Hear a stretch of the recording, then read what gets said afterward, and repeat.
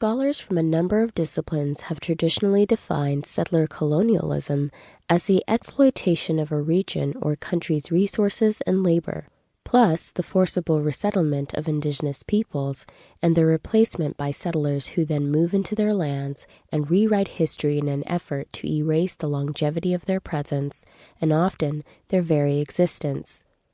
Because throughout the Americas, Africa, Australia, and the Pacific Islands, the settlers who have put these practices into motion have, for the most part, been white, settler colonialism also involves an element of racial ideology, specifically the idea that white dominion in political, social, and economic systems and control over land is natural and logical. In Indian Territory, I identify settler colonialism as a process that could be wielded by whoever sought to claim land. It involved not only a change in land occupation, but also a transformation in thinking about the rhetorical justification of what it meant to reside in a place formerly occupied by someone else.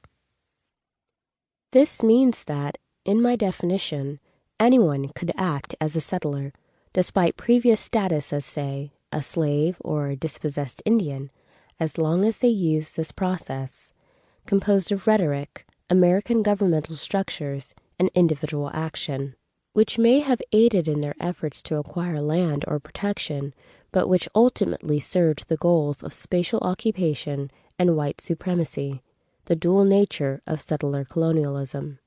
Power did not emanate from only one person or governmental agency.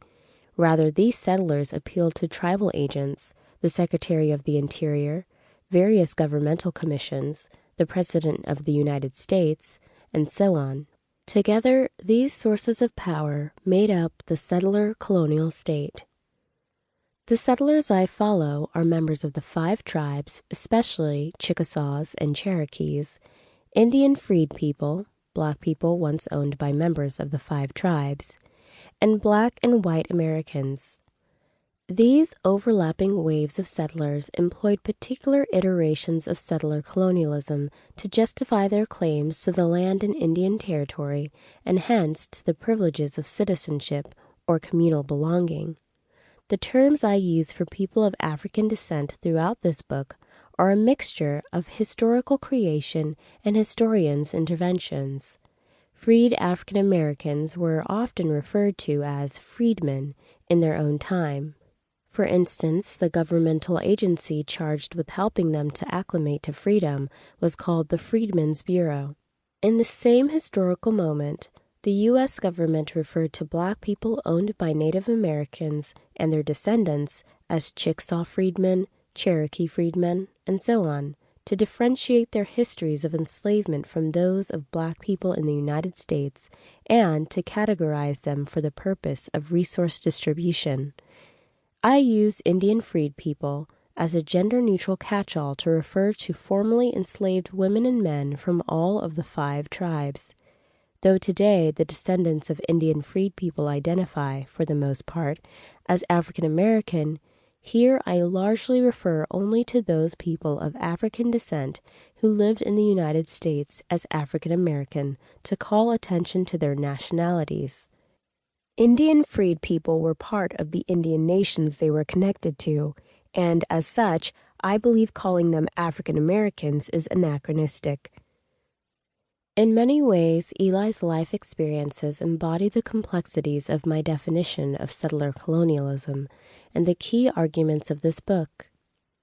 Throughout the United States, enslaved people of African descent owned by whites were used to till and tame the land that was stolen from Native Americans, becoming coerced participants in the process of settler colonialism.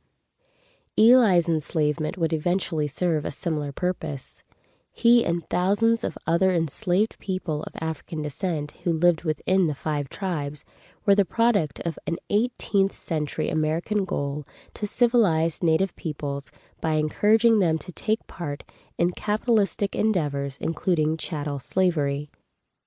When the United States Indian policy changed in the early 19th century, the 5 tribes' qualified adoption of civilization was not enough to stop them from being displaced by impatient white settlers, and they,